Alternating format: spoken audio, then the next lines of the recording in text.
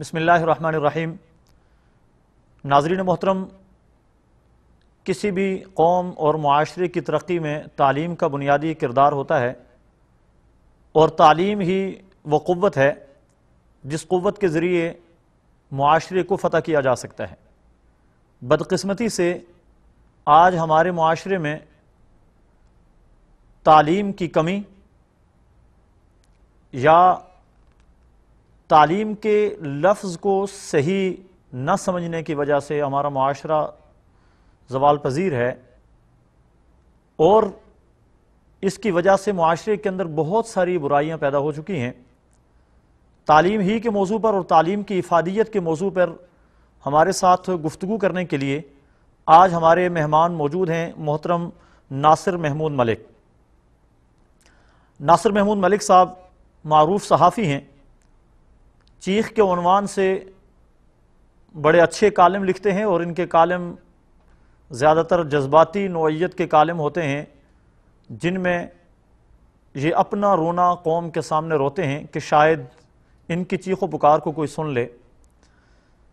جناب کا تعارف، یہ ٹریبیوٹ کے بیورو ہیں اور پاکستان اوورسیز جرنلسٹ فاؤنڈیشن کے چیف آرگنائزر ہیں۔ میں محترم ناصر محمود ملک کو اپنے پروگرام میں خوش آمدید کہوں گا۔ بہت شکریہ۔ آج ہم جس موضوع پہ گفتگو کریں گے بڑا اہم موضوع ہے اور بڑا حساس سا موضوع ہے۔ تعلیم کسی بھی قوم کا قیمتی سرمایہ ہے، اور قوموں کی ترقی اور زوال میں تعلیم بنیادی کردار ادا کرتی ہے، اور مسلمانوں کو اللہ تبارک و تعالی نے اس نعمت سے سرفراز فرمایا، اور مسلمانوں نے تعلیم کی بنیاد پر، علم کی بنیاد پر پوری دنیا پر حکومت کی، پوری دنیا پر اپنا سکہ بٹھایا، اور تاریخ اس بات کی گواہ ہے کہ جب مسلمانوں نے تعلیم سے روگردانی اختیار کی تو اس کے بعد اس معاشرے پہ اس کے کیا اثرات پڑے وہ پوری دنیا کے سامنے ہیں۔ ہمارا فوکس اس وقت پاکستان ہے کہ پاکستانی معاشرے میں جو زوال آیا، اس زوال کے اسباب کیا ہیں، اور اس زوال کے اسباب میں کیا تعلیم بھی کوئی سبب ہے جس میں معاشرے کے اندر انحطاط آیا، معاشرے کے اندر طرح طرح کی برائیاں پھیلی۔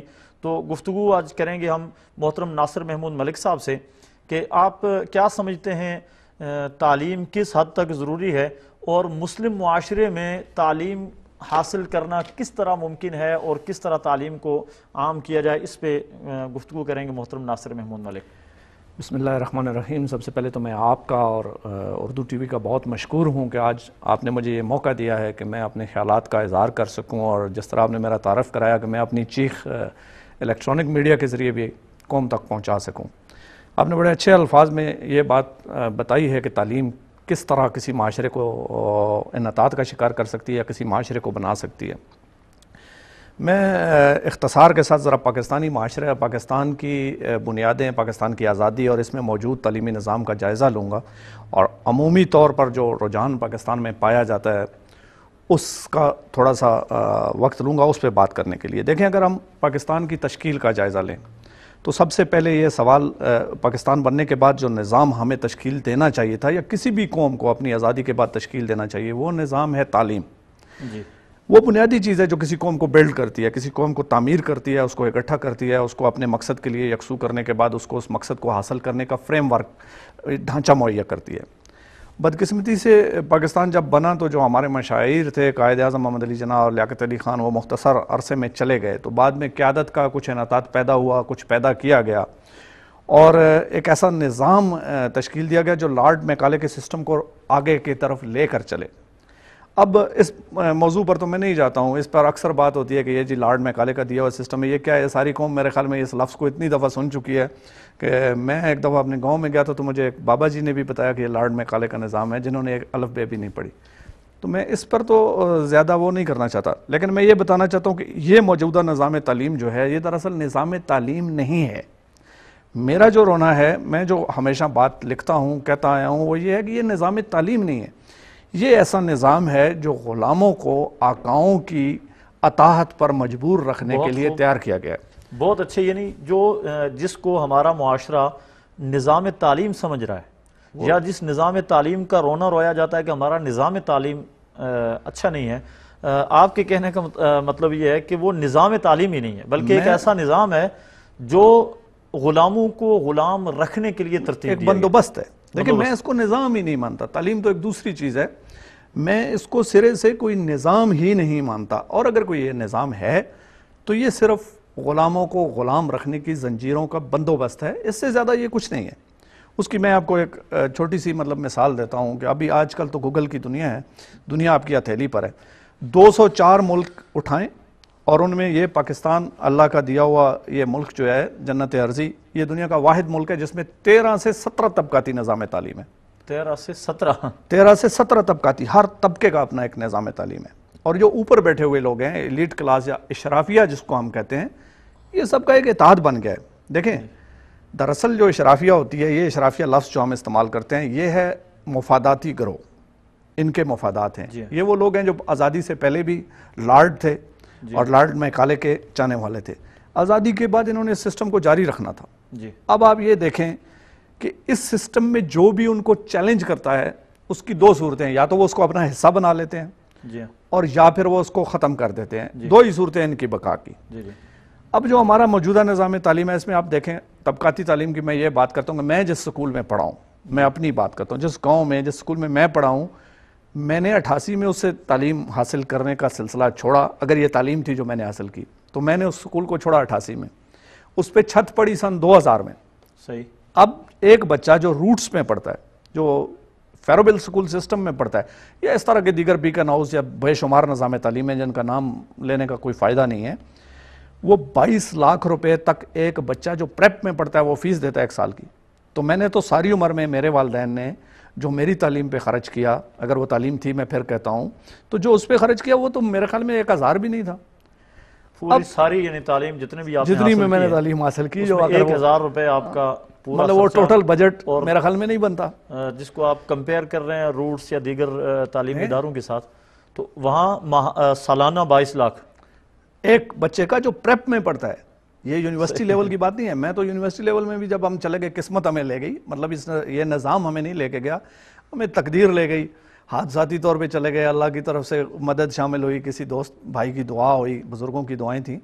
لیکن میں آپ کو یہ بتاؤں، اب آپ پھر اس تعلیم کا، اس کا نظام کا دوسرا بڑا مصیبت کیا ہے؟ میرا بچہ پڑھتا ہے اس سکول میں جس پہ چھت نہیں ہے، جس پہ مہینے کی فیس ہے 13.5 روپے۔ آپ کا بیٹا پڑھتا ہے روٹس میں، ٹھیک ہے جی، فیروبل سکول سسٹم میں، بیکن ہاؤس میں، جہاں 22 لاکھ روپے سال کی فیس ہے۔ چلیں ٹھیک ہے، آپ افورڈ کر سکتے ہیں، آپ بچے کو وہاں پڑھائیں، میں بچے کو یہاں پڑھاؤں گا۔ المیہ یہ کہ جب میرا بیٹا میٹرک کر کے آتا ہے تو آپ اپنے بیٹے کو میرے بیٹے کے ساتھ بٹھا دیتے ہیں اور یہ کہتے ہیں جناب کہ اب میرٹ پہ فیصلہ ہوگا، مقابلے کا امتحان ہوگا۔ یار یہ کون سا مقابلہ ہے بھائی؟ یہ کس چیز کا مقابلہ ہے؟ آپ ایٹم بم کے ساتھ غلیل کا مقابلہ تو مت کرائیں نا۔ ایک بچے پر آپ نے 10 سال میں کم از کم 4 ملین روپے خرچ کیے، دوسرے بچے پہ 5000 روپے خرچ کیے، تو میرٹ کہاں سے آ گیا؟ یہ مقابلے کا امتحان، یہ سب سے بڑا فراڈ ہے ہماری ریاست کے ساتھ۔ سب سے بڑا فراڈ یہ ہے کہ ہمیں یہ بتایا جاتا ہے کہ دیکھیں جی آئین میں تو اس کی گنجائش ہے نا، آئین یہ ہے کہ فیڈرل پبلک سروس کمیشن اور پروونشل یا صوبائی پبلک سروس کمیشن جو ہے سلیکشن کرے گا۔ کس کی سلیکشن کرے گا؟ سلیکشن اس کی کرے گا جو اچھی انگریزی لکھ لیتا ہے، سلیکشن اس کی کرے گا جو ٹائی کوٹ پہن لیتا ہے، سلیکشن اس کی کرے گا جو چھری کانٹے سے روٹی کھا لیتا ہے۔ اب مجھے بتائیں کہ جس بچے پہ آپ نے 4 ملین خرچ کیے، اس کو ساری عمر یہ سکھایا کہ جناب آپ نے انگریزی پڑھنی ہے، انگریزی بولنی ہے، منہ ٹیڑھا کر کے انگریزی کیسے بولنی ہے، الٹے ہاتھ سے چھری کانٹے سے کھانا کیسے کھاتے ہیں، ٹائی کیسے پہننی ہے، وہ اب سلیکشن کا معیار یہ ہے کہ جناب آپ نے انگریزی بولنی ہے، آپ نے ٹائی کوٹ پہننا ہے، آپ نے چھری کانٹے سے کھانا کھانا ہے، یہ سلیکشن کا معیار ہے۔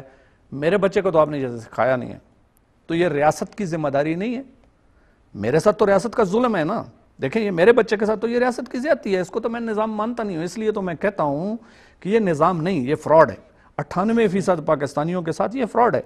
آپ نے اگر بچوں کو مقابلے کا امتحان کرانا ہے تو بھائی مقابلے کے اپرچونٹیز تو دیں، مقابلے کے حالات تو دیں۔ جو بچہ ٹاٹ پہ بیٹھ کے آیا، آپ اس کو ایئر کنڈیشن کیبن میں بیٹھ کے تعلیم حاصل کرنے والا کون سا مقابلہ ہوتا ہے؟ یہ کون سا مقابلہ ہے؟ اور اگر پھر آپ کہتے ہیں ٹھیک ہے باصلاحیت، میرا جو سٹڈی ہے وہ یہ ہے کہ پاکستانی دنیا میں 4تھی سب سے زیادہ باصلاحیت قوم ہے۔ ہمارے بچے ٹیلنٹ اس قوم سب کے سے اندر زیادہ موجود ہے، لیکن اس ٹیلنٹ کا صحیح استعمال نہیں ہے. دیکھیں اس کا اظہار کرنے کا موقع نہیں دیا جاتا نا جی. اس کو اظہار کا اگر آپ ایسی بات کریں گے، دیکھیں مجھے ایک چینل والوں نے مجھے بلایا کہ جناب ہم آپ کو کام دینا چاہتے ہیں، تو میں نے ان کو بتایا کہ یار میری یہ لمیٹیشنز ہیں، ان کے اندر میں آپ کے ساتھ کام کرنے کے لیے تیار ہوں، تو مجھے کیا دیں گے؟ تو انہوں نے میری توقع سے ڈبل مطلب مجھے آفر کیا کہ جناب ہم آپ کو کس سے ڈبل دیں گے.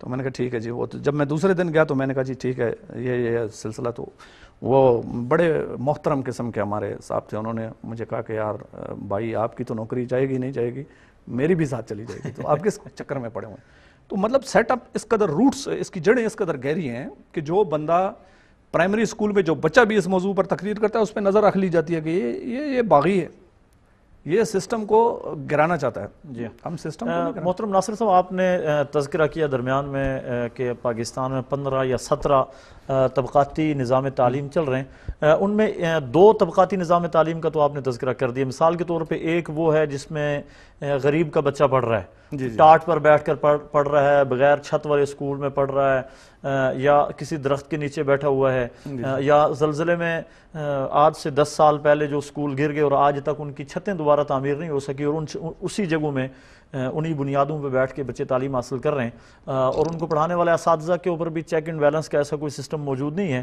کہ وہ دیکھ سکیں کیا پڑھ رہے ہیں اور ان کو کیا تعلیم دی جا رہی ہے، اور آنے والا استاد آ رہا ہے نہیں آ رہا ہے. ہزاروں مسائل. اور دوسری طرف وہ اشرافیہ طبقہ جس کو آپ نے اشرافیہ کہا، میرے خیال میں متبادل لفظ اشرافیہ کے لیے بھی ہمیں تلاش کرنا چاہیے. ہاں جی، اگر وہ میڈیا کی بندش آپ کے چینل پر نہ آئے تو اس کا مناسب لفظ بدماشیہ ہے، لیکن ہم مجبور ہیں اس حساب سے اشرافیہ ہی کہتے ہیں. نہیں، انشاءاللہ ہم تو حق کہنے کے لیے آئے. ہمارا ماٹو بھی ہے کہ ہم نے حق کو کما حق کہو بیان کرنا ہے. تو انشاءاللہ ایسی کوئی چیز جو قوم کی آواز ہے اس کو ہم قوم تک پہنچانے کے لیے انشاءاللہ رہیں گے جب تک رہیں گے. موت اللہ تعالیٰ کے ہاتھ میں ہے اور زندگی بھی اسی کے ہاتھ میں ہے. جب تک چاہے گا انشاءاللہ حق کے ساتھ ہم رہیں گے. تو میرا عرض کرنے کا مقصد یہ تھا کہ 2 نظام تعلیم کا تو آپ نے ذکر کر دیا. ایک ہے جو غریب کا بچہ پڑھ رہا ہے، بے آسرا ہے، چاہے جتنا بھی باصلاحیت ہو، لیکن یہاں کا نظام تعلیم اس کے راستے میں رکاوٹ ہے جی، وہ اوپر نہیں جا سکے گا، کسی صورت نہیں جا سکتا ہے. اور اس کا قصور صرف یہ ہے کہ وہ غریب کا بچہ ہے. اور کسی امیر کا بچہ جو 22 لاکھ یا سم تھنگ جو بھی جتنا بھی نظام تعلیم ہمارا چل رہا ہے، بڑے بڑے سکولز ہیں، ان سکولز میں پڑھنے والا بچہ، چاہے کسی امیر کا بچہ کتنا ہی نالائق ہی کیوں نہ ہو، لیکن وہ پیسے کے بلبوتے پہ، اپنی سفارشوں کے بلبوتے پہ وہ اس مقام تک پہنچ جائے گا جہاں ایک باصلاحیت آدمی کو پہنچنا چاہیے. یہ 2 نظام کا تو آپ نے ذکر کیا. اس کے علاوہ کون کون سے نظام تعلیم ہیں جو آپ سمجھتے ہیں کہ معاشرے میں بگاڑ پیدا کر رہے ہیں؟ دیکھیں میں نے یہ 2 نظام نہیں، بیسیکلی میں نے 2 انتہاؤں کا ذکر کیا. ایک سب سے نیچے والی انتہا کا اور دوسرا سب سے اوپر والی انتہا کا. اب جو بیچ والے سسٹم ہیں جن کو میں کہتا ہوں کہ یار مختلف نظام تعلیم ہے، اس میں آپ ایک نظام کے اندر بھی 14 نظام دیکھیں. سرکاری اسکول ہیں جن کو ہم جب یونیورسٹی میں پڑھتے تھے تو ہمارے ایک استاد تھے، وہ کہتے تھے کہ پیلے اسکولوں کے پڑھے ہوئے جو ہیں وہ پچھلے بینچوں پہ بیٹھ جائیں کیونکہ آپ لوگوں نے وقت ضائع کرنا ہے. تو پیلے اسکول ہیں جو سرکاری اسکول ہم کہلاتے ہیں، اور اس میں کوئی شک نہیں ہے کہ تھوڑی بہت امپرومنٹ ہوئی ہے پچھلے سالوں میں پیلے اسکولوں میں بھی، لیکن یہ تقریباً 0.5% ہے. اس کے بعد دوسرے اسکول ہیں جو لوکل لیول کے پرائیویٹ اسکول ہیں. یہ دوسرا نظام ہے، دوسرا ٹیئر ہے. اب اس لوکل لیول کے اسکولوں کو بھی آپ 3 میں تقسیم کر سکتے ہیں. ایک وہ ہیں جو انگلش میڈیم ہیں جی، دوسرے وہ ہیں جو اردو میڈیم ہیں، اور تیسرے وہ ہیں جو مکسوپیتھی ہیں جی. اب ان تینوں اسکولوں کے اگر آپ سسٹم دیکھیں، اس میں ان کا سب کا اپنا اپنا نصاب تعلیم ہے. اور دیکھیں نصاب وہ چیز ہوتی ہے جو کسی قوم کو ڈائریکشن اس کی سمت کا تعین کرتا ہے اور اس کو وہاں پر لے کے جاتا ہے. اس کی منزل کا تعین کرنے کے بعد اس منزل کا راستے کا تعین کرتا ہے. جب آپ ایک ہی منزل کے لیے 18 راستوں کا تعین کر دیں گے اور وہ بھی الٹی سمت میں، تو وہ کہاں سے آئے گا؟ ایک تو یہ ہے. اس کے بعد یہ جو چھوٹے چھوٹے سکول ہیں گلی محلے کے جو پرائیویٹ سکول ہیں، یہ چینز بنی ہوئی ہیں، یا ان کو تو میں تو خیر ان کو تعلیمی مافیا کہتا ہوں. یہ تعلیم نہیں دیتے، یہ صرف خواندگی بیچتے ہیں. دیکھیں تعلیم علم میں اور خواندگی میں بڑا فرق ہے. ہمارا پرابلم یہ ہے کہ جس مفکر کے ساتھ یا بڑے صحافی کے ساتھ بات کر لیں تو وہ بس لاڈ میں کالے کا فلسفہ لے کے بیٹھ جاتا ہے. اس کا رونا رونے کے بعد اصل بات کی طرف نہیں آتا کہ حل کیا ہے. دیکھیں مسائل کا حل کیا ہے. اب یہاں پہ اگر آپ اس لوکل لیول کی مافیا پر جائیں، یہ کیا کرتے ہیں، انہوں نے اپنے اپنے نصاب دیے ہوئے ہیں، اپنے اپنے ٹھیکیدار رکھے ہوئے ہیں جو کتابیں چھاپتے ہیں، اپنے مرضی کی کتابیں چھپتے ہیں، بچوں کو خواندگی دیتے ہیں، وہ اے بی سی پڑھنا بھی جان جاتے ہیں، الف بے پے بھی پڑھنا جان جاتے ہیں، کچھ جو ہیں وہ قرآن کی تعلیم بھی دیتے ہیں، تو وہ قرآن ناظرہ پڑھنا بھی جان جاتے ہیں، لیکن وہ جو تعلیم کی روح ہے وہ ان کے اندر نہیں جاتی۔ اب اس کے اندر جا کے پھر ایک ساتواں یا آٹھواں جیسے میں نظام، وہ ہے جی کو ایجوکیشن۔ دیکھیں میں کو ایجوکیشن کے خلاف نہیں ہوں، اگر آپ کو ایجوکیشن کے سٹینڈرڈز اپنے معاشرے میں پیدا کر سکتے ہیں تو بسم اللہ، لیکن اگر آپ بھیڑ اور شیر کو ایک گھاٹ میں پانی پلانا چاہتے ہیں تو پہلے اس کا انتظام تو کر لیں بھائی۔ آپ کے معاشرے میں تو اگر آپ کو ایجوکیشن لے کے آئیں گے نا، پھر بھیڑ بکری کو کھائے گا، ایسا نہیں ہو سکتا کہ آپ اس کو بچا لیں، پہلے ان کو سٹینڈرڈ تک لے جائیں۔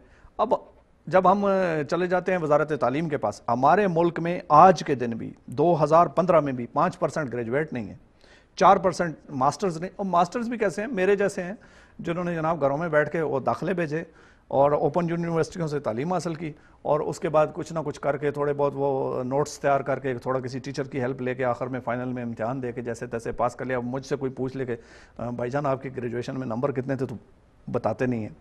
تو میرے جیسے سارے آدھے کم از کم ان میں ایسے ہیں جنہوں نے تعلیم حاصل کی، وہ نہیں ہے۔ اب ایک ایسے معاشرے میں اگر آپ یہ اٹھا کے دیکھ لیں گے یار نہیں کو ایجوکیشن ہونی چاہیے، بالکل ہونی چاہیے، لیکن بھائی آپ لوگوں کو تعلیم نہیں دے رہے، ان کو بھیڑیا بنا رہے ہیں اور بھیڑ کے ساتھ پانی پلانے کی بات کر رہے ہیں، تو ایسا ممکن نہیں ہوگا۔ اب کچھ لوگ یہ بھی کر رہے ہیں کو ایجوکیشن، یہ ایک 7واں اور 8واں نظام تعلیم ہے۔ اس کے بعد ایک اور نظام تعلیم ہے پاکستان میں پیرالل، وہ نظام تعلیم ہے مدرسے کا نظام تعلیم، جسے بدقسمتی سے لوگ اسلام کا نظام تعلیم سمجھتے ہیں، حالانکہ بنیادی طور پر وہ اسلام کا نظام تعلیم نہیں ہے۔ دیکھیے اسلام کا اگر نظام تعلیم ہو نا تو وہ علم سکھاتا ہے۔ اسلام کی جب بات کریں تو سب سے پہلے اسلام جو انسانیت کو دیتا ہے وہ برابری ہے۔ تو یہ جو مدرسے کا تعلیم کا نظام ہے، مجھے خوش قسمتی سے یا بدقسمتی سے بے شمار مدرسوں میں جانے کا شرف حاصل ہوا، اور اس میں ہر طبقے کے یہ جو مختلف گروہی طبقات ہیں، کیا کہنا چاہیے ان کو، یہ فرقے کے جو ٹھیکیدار ہیں مختلف، ان فرقوں کی دکانوں پہ مجھے ان کے بہت جانے کا اتفاق ہوا۔ تو یہ سب اپنے اپنے فرقوں کا ٹھیکہ بیچتے ہیں، اپنا اپنا سامان بیچتے ہیں، ان کا اسلام کے ساتھ کوئی، جو لوگ یہ سمجھتے ہیں کہ یار یہ اسلامی نظام تعلیم ہے، وہ بالکل غلط فہمی کا شکار ہیں، کنفیوژن کا شکار ہیں۔ ہمیں یہ بات بطور مسلمان کلیئر کرنی چاہیے کہ بھائی یہ اسلام نہیں ہے، یہ اسلام کا چہرہ نہیں ہے۔ اب ان بچوں کے یا ان کے اساتذہ کے یا کی انتظامیہ کو یہ مت کریں کہ اس کو اسلام کا چہرہ بنا لیں، ایسا نہیں ہے، اس میں تو بہت زیادہ کمیاں ہیں، بہت کوتاہیاں ہیں، اور بالکل ایک پہلو اس میں ناصر صاحب میں آپ کی بات ٹوکوں گا، مدارس کے حوالے سے میرے خیال میں آپ کا جو تجزیہ ہے، مدارس میں قرآن، حدیث، فقہ، ان چیزوں کی تعلیم دی جا رہی ہے، اور قرآن، حدیث اور فقہ کی تعلیم میں چونکہ مدرسوں نے اپنے ذمہ یہی لیا ہوا ہے، جی جی اس سے زیادہ انہوں نے اپنے ذمہ لیا ہوا نہیں ہے کہ آپ نے مدارس سے گریجویٹ تیار کرنے۔ گریجویٹ آپ ایک اصطلاح ہے جسے آپ جس طرف لے جائیں، لیکن ایک منزل انہوں نے رکھی ہوئی ہے، اور میں سمجھتا ہوں کہ قرآن پڑھانے میں، فقہ پڑھانے میں، حدیث پڑھانے میں مدارس اپنا کردار ادا ضرور کر رہے ہیں۔ آپ کی ایک دوسری بات اس طرف میں بعد میں آتا ہوں کہ فرقہ واریت یا اس میں ان کا کتنا عمل دخل ہے، چونکہ ہمارا بھی مدارس کے ساتھ تعلق رہا، تو میں آپ کو صرف بتاؤں حفظ قرآن ایک بہت بڑی دولت ہے، بالکل، اور میں نے ایک رپورٹ پڑھی ہے کہ 1435 ہجری وفاق المدارس العربیہ پاکستان میں 5 بڑے وفاق چل رہے ہیں، جن میں وفاق المدارس العربیہ پاکستان ایک وفاق ہے۔ اس ایک وفاق نے ایک سال میں 62,000 طلباء کو قرآن حفظ کروایا ہے، اور یہ ایسا حفظ کروایا ہے کہ جس کے امتحانات ہوئے ہیں، اور امتحانات بھی باقاعدہ پورے ایک طریقہ کار، ایک نظام کے تحت، ایک نظم کے تحت امتحانات ہوئے ہیں، جن میں نقل کا کوئی نقل حفظ کے امتحان میں ممکن بھی نہیں ہوتی ہے۔ ایک قاری صاحب آتے ہیں اور بچوں سے سنتے ہیں، اور ان کو ایک لمٹ دی جاتی ہے، آپ نے پورے قرآن سے 10 رکوع سننے ہیں، اور ہر رکوع سنانے کی 10 اس کے نمبر ہے، 100 نمبر ہے، یعنی ایک بڑا سمپل سا ایک نظام ہوتا ہے۔ تو اس نظام کے تحت اب یہ کارکردگی ہے جی بالکل، کہ ایک وفاق ہے جو 62,000 طلباء کو ایک سال میں حفظ کرواتا ہے۔ مجھے اسی سے شوق پیدا ہوا، تو میں نے آئندہ سال یعنی 1436 کا جب کیا سرچ کی، 1436 میں انہوں نے 58,000 طلباء کو قرآن مجید حفظ کروایا، حفظ کی کلاسوں میں بیٹھ کے۔ یہی بچے ہیں مدارس کے اندر جب پڑھیں گے، اگرچہ میں بھی اس کو بدقسمتی ہی کہوں گا کہ پاکستان میں مدارس کا نظام تعلیم الگ ہے، اور اسکول کالجز کا جو نظام تعلیم ہے یہ بھی ایک طبقاتی تقسیم ہو گئی ہے۔ نظام تعلیم میں یہ طبقاتی تقسیم ہونی نہیں چاہیے تھی. مدارس کے اندر ہی اگر وہ تمام سہولتیں موجود ہوتی کہ بچے کو سکول جانے کی ضرورت ہی نہ پڑتی. لیکن اس میں بھی میرا خیال یہ میں بنیادی طور پہ قصوروار اس طبقے کو ٹھہراتا ہوں جو طبقہ اپنے بچے کو قمیض شلوار میں دیکھنا نہیں چاہتا. اور میں سمجھتا ہوں وہ بچہ اگر قمیض شلوار میں والدین اس کو نہیں دیکھنا چاہتے تو وہ ایک تہذیب ہے جس تہذیب نے ان کے اوپر اٹیک کیا. بالکل. اور اس تہذیب کے اثرات انہوں نے اپنے اندر لیے ہیں کہ بچہ اگر قمیض شلوار میں مدرسے کے اندر جائے گا تو وہ معاشرے کی دوڑ میں شاید کہیں پیچھے رہ جائے گا. تو میں آپ کے اس نقطہ نظر سے اتفاق کرنے کے لیے تیار نہیں ہوں کہ مدارس کے اندر جو پڑھایا جاتا ہے وہ بالکل تعلیم ہی نہیں ہے. کم از کم میں تو قرآن کو یا قرآنی تعلیم یا قرآن کے ترجمہ، تفسیر، احادیث، فقہ اور مختلف فنون وہاں پر پڑھائے جاتے ہیں. آپ کے شاید علم میں ہو یا نہ ہو، منطق پہلے زمانے میں ایک بڑا مشہور فن تھا، آج تک مدارس کے اندر پڑھایا جاتا ہے. فلسفہ آج تک مدارس کے اندر پڑھایا جا رہا ہے، اور اسی طرح اصول فقہ آج تک مدارس کے اندر پڑھائے جا رہے ہیں. صرف پڑھائی جا رہی ہے، نحو پڑھائی جا رہی ہے. مختلف علوم اور مختلف فنون جو ہے ان میں مہارت پیدا کی جا رہی ہے. اور اس میں آپ کی بات شاید آپ بات کرنا چاہ رہے ہیں، ہر فن کے ماہرین پیدا ہو رہے ہیں، ہر فن کے ماہرین پیدا ہو رہے ہیں.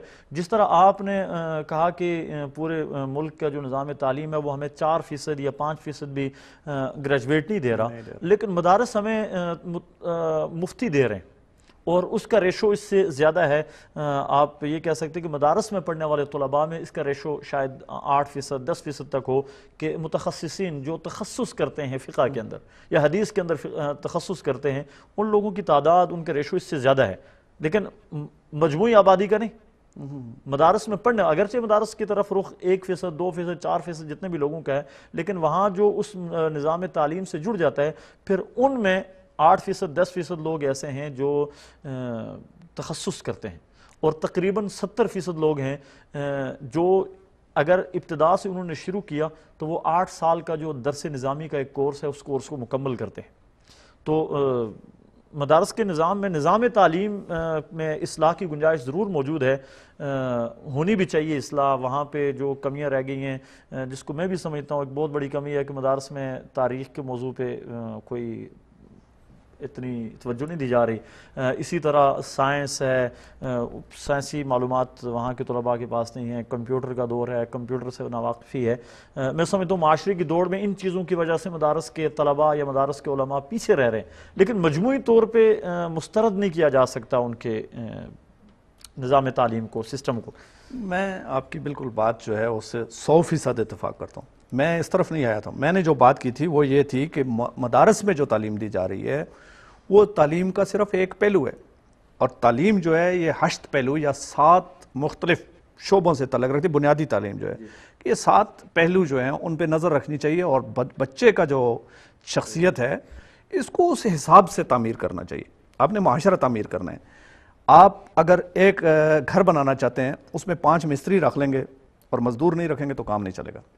اگر آپ یہاں پر ہم لیں گے ایک بریک، اور بریک کے بعد آپ سے دوبارہ ملیں گے.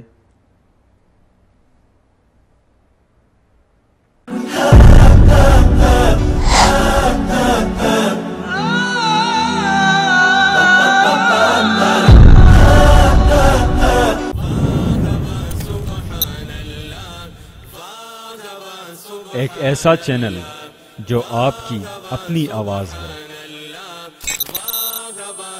حق اور سچ سے ترتیب دیا ایمان کا ساز ہے. رسالہ اردو دین کی سادگی میں لپٹا روشن سفر کا آغاز ہے. رسالہ اردو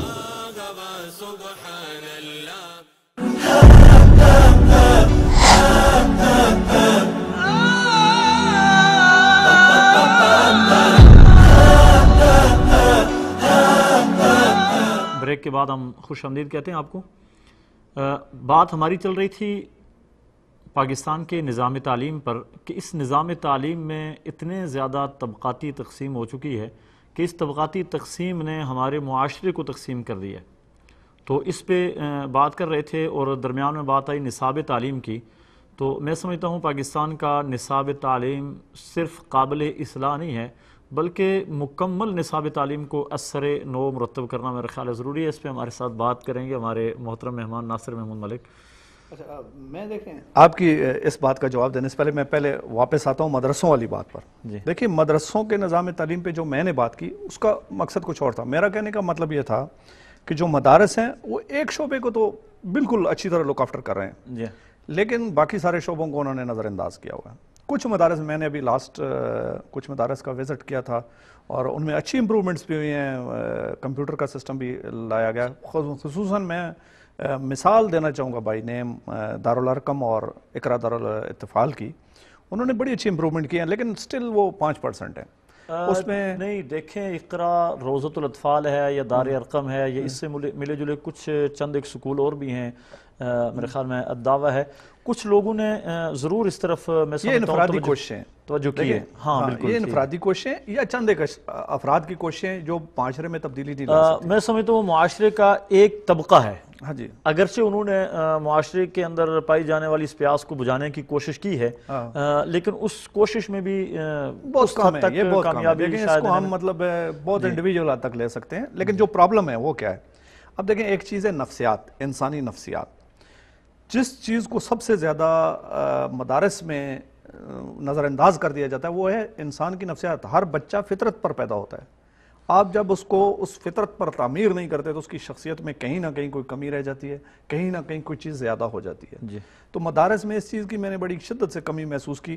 حالانکہ یہ اپنے اس پہ ہے نا. دیکھیں ہم ان کو بلیم اس لیے نہیں کرتے کہ ہم ان کو کچھ نہیں دیتے, ریاست ان کو کچھ نہیں دیتی تو ریاستی حساب سے ہم ان کو بلیم نہیں کر سکتے. وہ جو کچھ کر رہے ہیں ظاہر ہے جو وہ وہی سودا بیچ رہے ہیں جس کا آپ کو بتاتے ہیں کہ بھائی ہم یہ دے رہے ہیں تو آپ اپنی مرضی سے بچے کو وہاں لے کے جاتے ہیں. کوئی اسٹیٹ کی ذمہ داری وہ نہیں ادا کر رہے. یہ اسٹیٹ کی ذمہ داری ان کی ذمہ داری نہیں ہے. لیکن میرا خیال یہ ہے دیکھیں ایک ریاست وہ ہوتی ہے جو میرا خواب ہے ریاست. مجھے نہیں معلوم کہ پاکستان کی ریاست بنانے والوں کا کیا خواب تھا, پرفیکشن ان کی کیا تھی, یا موجودہ چلانے والوں کا جیسے اشرافیہ یا بدماشیہ کے ان کا کیا کہنا ہے. میں جو پاکستان مانگتا ہوں, میرا جو پاکستان ہے اس میں یہ ہے کہ ہر بچے کے لیے ایک نصاب چاہیے مجھے. وہ بچہ وزیر اعظم پاکستان نواز شریف کا ہو, سپہ سالار پاکستان راحیل شریف کا ہو, یا چیف جسٹس آف پاکستان کا ہو, یا میرا بیٹا ہو. سب سے کم پاکستانی, سب سے کمزور پاکستانی میں ہوں, میرا بچہ ہو یا نواز شریف کا بیٹا ہو جو سب سے عرفہ پوزیشن پہ ابھی موجود ہیں. ان کے لیے مجھے ایک نصاب چاہیے. ایٹ لیسٹ 5ویں جماعت تک آپ ان کا نصاب ایک کریں. اگر کوئی بندہ یہ کہتا ہے جناب یہ پریکٹیکل نہیں ہے, میرے ساتھ مناظرہ کر لیں. جس چینل پہ کہتے ہیں, جس جگہ پہ کہتے ہیں, میں اس کو پروف کر سکتا ہوں کہ 5ویں تک آپ بچوں کے لیے ایک نصاب رکھیں. ایک نصاب چاہیے, ایک لباس چاہیے, ایک استاد چاہیے, ایک جیسی بلڈنگ چاہیے. اس کے بعد 5ویں تک کے بچوں کو آپ وہ اس نصاب پر لے کے جائیں. اس کے بعد ان کا رجحان ٹیسٹ کریں. آج کل تو سائنس بہت آگے چلی گئی ہے, دنیا مریخ پہ چلی گئی ہے, ہم مقبروں سے باہر نہیں نکل سکے. ہمارا پرابلم یہ ہے. آپ دیکھیں رجحان ٹیسٹ لیں بچوں کا, اس کے بعد دیکھیں کہ 5ویں کے بعد کون سا بچہ ہے بھائی جس نے حفظ کرنا ہے, جس کو ہم نے مفتی بنانا ہے, کون سا بچہ ہے جس کو ہم نے سائنسدان بنانا ہے, کس بچے کو ہم نے لوہار بنانا ہے, کس کو ترخان بنانا ہے, کس کو مستری بنانا ہے, کس کو مزدور بنانا ہے. اس کے حساب سے پھر 5ویں سے 8ویں تک آپ اس کو وہ تعلیم دیں. اس کے بعد پھر اس کو خصوصی تعلیم کے راستے پہ ڈال دیں. لیکن اس تعلیم کو یہاں سے اٹھا کر PhD تک, یہ ریاست کی ذمہ داری ہے, افراد کی ذمہ داری نہیں ہے. اگر ریاست یہ بوجھ نہیں اٹھا سکتی تو پھر وہ ریاست نہیں ہوتی, وہ کچھ اور ہوتی ہے. آپ سارے کام چھوڑ دیں, مجھے پل اور سڑکیں بھی چاہیے, مجھے میٹرو بھی چاہیے, ٹرینیں بھی چاہیے, جہاز بھی چاہیے, سب کچھ چاہیے, لیکن سب سے پہلے تعلیم چاہیے. سارا خرچہ اس پہ کریں. بھائی آپ ایٹم بم, میرے بچے ایٹم بم نہیں کھاتے, میرے بچے میزائل سے پیٹ نہیں بھر سکتا ان کا. سب سے پہلے مجھے تعلیم چاہیے. آپ جتنے مرضی ایٹم بم بنا لیں, قوم آپ کی اس قدر انحطاط کا شکار ہے, اندر سے تباہ ہو جائے گی. روس کو دیکھ لینا, دنیا میں سب سے زیادہ اسلحہ جو ہے وہ روس کے پاس تھا, اندر سے ٹوٹ گیا, اس کو اسلحے نے بچا لیا. ہمارا 70% پیسہ جو ہے وہ ایسے ایشوز پہ لگتا ہے جو قوم کی تعمیر کے لیے نہیں ہوتے, وہ اشرافیہ کی عیاشی کے لیے ہوتے ہیں. تو اس عیاشی کو ذرا بند کریں, ایک سسٹم کو ٹھیک کر دیں. دیکھیں آپ جمہوریت کا رونا, میں بھی خود جمہوریت, میں کہتا ہوں دنیا میں سب سے زیادہ میں جمہوریت کا ساتھ ہوں. لیکن جمہوریت یہ ہے کہ 98% کو 98% کا حق دیں. جو 98% ہے اس کے اوپر آپ 2% خرچ کرتے ہیں, جو 2% ہے اس کو ملک کے 98% وسائل پر وہ قابض ہے. تو یہ کہانی زیادہ دیر نہیں چلے گی, یہ جمہوریت نہیں ہے. اگر یہ میرے خیال میں ہم اپنے موضوع سے ہٹتے جا رہے ہیں. جمہوریت پہ ہم آپ کا اسپیشل ایک پروگرام لیں گے انشاءاللہ, اور بلکہ میں آپ کو آج ہی کہتا ہوں کہ آپ اس موضوع پہ پوری تیاری کے ساتھ آئیں گے تو سننے والوں کو آپ انشاءاللہ وہ زیادہ بہتر بات دے سکیں گے. مطلب یہ ہے کہ مجھے جمہوریت سے بھی گلہ نہیں ہے, مجھے کسی نظام حکومت سے میرا کچھ لینا دینا نہیں ہے, مجھے حکومت نہیں چاہیے. دیکھیں میں اسلام نے جو بنیادی چیز فراہم کی مجھے، میں مسلمان کیوں؟ میں بائی چائس مسلمان ہوں، میں الحمدللہ مسلمانوں کے گھر پیدا ہوں، لیکن میں وہ مسلمان نہیں ہوں جو بھیڑ بکریوں کی طرح مسلمان، میں بائی چائس مسلمان. میں اس لیے مسلمان ہوں کہ میں سمجھتا ہوں کہ اسلام دنیا کا سب سے عرفہ نظام ہے. اس لیے نہیں کہ یار میں سجدے دینے ہیں، میں نے اللہ کو راضی کرنا ہے، مجھے مزدوری میں جنت ملے گی. بھائی نہیں، میں مزدور نہیں ہوں. اس لیے کہ مجھے اسلام سے زیادہ کوئی عزت نہیں دیتا، مجھے اسلام سے زیادہ کوئی برابری نہیں دیتا، مجھے اسلام سے زیادہ کوئی سکون نہیں دیتا، سہولت نہیں دیتا. میں اپنی فیسلٹیز کے لیے مسلمان ہوں، اس لیے کہ اسلام مجھے عزت دیتا ہے، مجھے برابری دیتا ہے. اور مجھے جو میں رونا روتا ہوں، جو میں چیختا ہوں، وہ اس لیے چیختا ہوں کہ ہم کہتے ہیں اسلامی جمہوریہ پاکستان. چلے جی، اسلام کہاں ہے، جمہوریت کہاں ہے پاکستان کا، اس کو چھوڑیں. بنیادی چیز ہے تعلیم. مجھے آپ سب جگہ برابری نہیں دیتے، مت دیں، میں نہیں مانگتا. اس میں مجھے برابری چاہیے. اور دیکھیں ایک وقت آئے گا جب آپ نہیں دیں گے تو لوگ چھین لیں گے. اس وقت سے بچنا چاہیے. فساد جو ہے، فساد فی الارض، وہ کفر کے جتنا قتل سے بڑا گناہ ہے، تو فساد فی الارض سے بچنا چاہیے. لیکن آپ فساد فی الارض کی طرف لے کے جا رہے ہیں پوری ریاست کو. آپ 98% کو یہ سبق دینا چاہتے ہیں کہ تم لوگ ہمارے لیے محنت کرو گے، ہم لوگ تمہاری محنت پر عیاشی کریں گے. یہ نظام زیادہ دیر سسٹین نہیں کرے گا. دیکھیں ناصر صاحب، یہ ہمارا ملک پاکستان بنا تو اسلام کے نام پر تھا، اور ہم اپنے بزرگوں سے سنتے ہوئے آ رہے ہیں کہ خطہ ارض پہ یہ دوسرا ملک ہے جو نظریاتی بنیادوں، اسلام کی نظریاتی بنیادوں پر جس کی تعمیر ہوئی ہے. مدینہ کی ریاست تھی جس کی بنیاد ہمارے پیارے آقا حضرت محمد رسول اللہ صلی اللہ علیہ وسلم نے دی تھی. اور دوسری یہ ریاست ہے جس کو اسلام کے نام پر بنایا گیا. اور چھوٹے چھوٹے ہوتے تھے ہم اپنے والدین سے یہ سنتے آئے، ہمارے والدین نے پاکستان کو بنتے ہوئے دیکھا کہ پاکستان کا مطلب کیا، لا الہ الا اللہ. لیکن وہ لا الہ الا اللہ یا اسلام کے نظام پر بنایا گیا ملک، اسلام کا بھی تو اپنا کوئی نظام تعلیم ہے. تو اسلام کا نظام تعلیم کیا ہے، اس پر آپ کیا روشنی ڈالیں گے؟ دیکھیں اب سب سے مزے کی بات جو ہے نا، دنیا ساری ہمیں کہتی ہے جی یہ اجڑ ہیں، یہ وحشی ہیں، یہ جنگلی ہیں. حالانکہ اگر آپ اسلام کی طرف دیکھیں نا، ہمیں جو اللہ کی طرف سے پہلا پیغام آیا اقرا. یہ نہیں کہا کہ سجدہ کرو، یہ نہیں کہا تقوی اختیار کرو، یہ نہیں کہا ایمان قبول کرو، یہ نہیں کہا جہاد کرو، یہ نہیں کہا کسب حلال کماؤ. کہا لیکن بعد میں کہا. اب ساری باتیں بعد میں کی، لیکن سب سے پہلے کہا اقرا. جی، علم حاصل کرو، پڑھو، علم حاصل کرو. اور اگر میں سمجھتا ہوں جس قوم کو یہ میسج آیا تھا اقرا، دنیا میں 55% لوگ، 57 ہمارے جو ممالک ہیں اس میں 55% لوگ انگوٹھا چھاپیں، انگوٹھا لگاتے ہیں. ہمیں تو خود کو مسلمان کہتے ہوئے 10 دفعہ ادھر ادھر دیکھنا چاہیے اور شرم سے ڈوب مرنا چاہیے کہ یہ کون سا اسلام ہے جس میں ہم پہلی بات پر ہی عمل نہیں کیا، باقی باتوں پر. دیکھیں اگر آپ کو مجھے دعوت دیتے ہیں کہ جی آئیں فلاں ہوٹل پہ کھانا کھائیں گے، اور آج آپ نے جو ہے نا پاکستانی ڈریس یا شلوار قمیض پہن کے آنا ہے اور اوپر شیروانی پہن کے آنی ہے، تو میں پاکستانی ڈریس ہی نہیں پہنتا یا میں گھر سے نکلتا ہی نہیں ہوں. باقی باتیں تو بات کیا نا، پھر میں کیسے کہوں گا جی میں تو ہوٹل کے پاس بھی آیا تھا، وہ یہ بھی ہوا تھا، وہ یہ ساری کہانیاں ہیں. اقرا ہی نہیں کرتے، پہلی بات نہیں مانتے. باقی تو پھر سو بدو ربکم الذی والی کہانی تو بعد میں آتی ہے نا. جو علم حاصل نہیں کر سکتا، علم حاصل نہیں کرتا، وہ اسلام کو سمجھ ہی نہیں سکتا. جو اسلام کو سمجھتا نہیں ہے وہ اسلام والے کپڑے تو پہن لے گا، چوکا دستار ٹوپی اور پگڑی تو پہن لے گا، اسلام اس کے اندر داخل نہیں ہوگا. اسلام کے اندر داخل ہونے کے لیے ایک کھیت دیکھیں، کھیت ہم گندم کاشت کرتے ہیں، اس کے لیے تو زمین کو تیار کرتے ہیں، اس میں کھادیں بھی ڈالتے ہیں، سارا کچھ کرتے ہیں.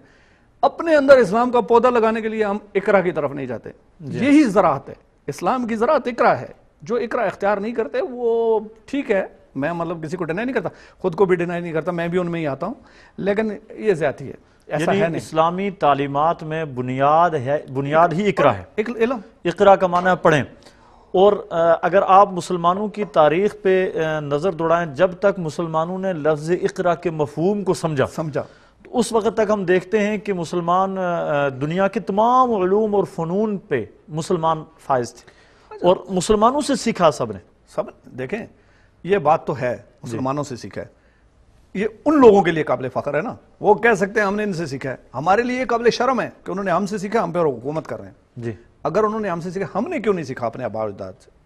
ایک تو بات یہ، ایک مجھے بڑا مطلب معذرت کے ساتھ میں ایک جملہ کہنا چاہتا ہوں کہ ہماری جو تاریخ ہے نا، یہ زیادہ تر جھوٹ پر مبنی ہے. یہ زیادہ تر جھوٹ پر مبنی ہے. ایک تو بات یہ ہے، مجھے مورخوں سے کوئی گلہ نہیں ہے.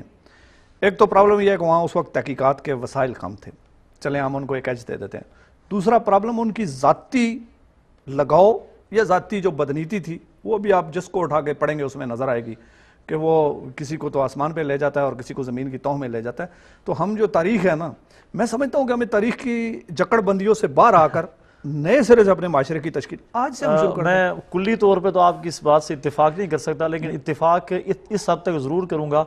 اب قرآن ہے تو قرآن کو پرکھنے کے لیے تو ضرورت نہیں ہے، اللہ کی کتاب تاریخ ہے، کی ضرورت نہیں ہے. حدیث ہے، حدیث کو پرکھنے کے لیے مختلف تاریخ کی ضرورت نہیں ہے. راویوں کو پرکھا جاتا ہے اور اس کے لیے باقاعدہ اس طور کا پہ ایک چینل ہے نا، ایک لیکن اس کا چینل ایک موجود چینل ہے. ہے. تاریخ کا لیکن ایسا کوئی چینل نہیں ہے. تاریخ کو پرکھنے کے لیے ہمارے پاس کوئی چینل نہیں ہے. ایک مورخ چینل نے ہے، لکھ دیا. دیکھیں چینل ہے. جب ہم حدیث کو پرکھ سکتے ہیں، اس کو ہم یہ دیکھ سکتے ہیں کہ جناب آپ نے یہ حدیث کس راوی سے لی، اس نے کس سے لی، اس نے کس سے لی، لنک کیسے بنتا ہے. کیوں نہیں ہم تاریخ کو وہاں سے پرکھ سکتے؟ ایسی کون سی بات ہے؟ ایک بندہ واقعہ اٹھا کے بتا رہا ہے آپ کو 10 ہجری کا، ٹھیک ہے، تاریخ میں ایک بندہ 10 ہجری کا واقعہ لکھ رہا ہے. آپ 80 ہجری میں بیان ہونے والی حدیث کے پیچھے تو پورے جاتے ہیں جی، اس کے سارے راوی اٹھاتے ہیں، کون مستند ہے کون نہیں ہے، کہاں سے بیان ہوئی، اس کا کیا تھا، اتنی علماء تحقیق کرتے ہیں. دوسرے ادارے آج کل تو ماشاءاللہ بہت زیادہ کام ہو رہا ہے اس پہ.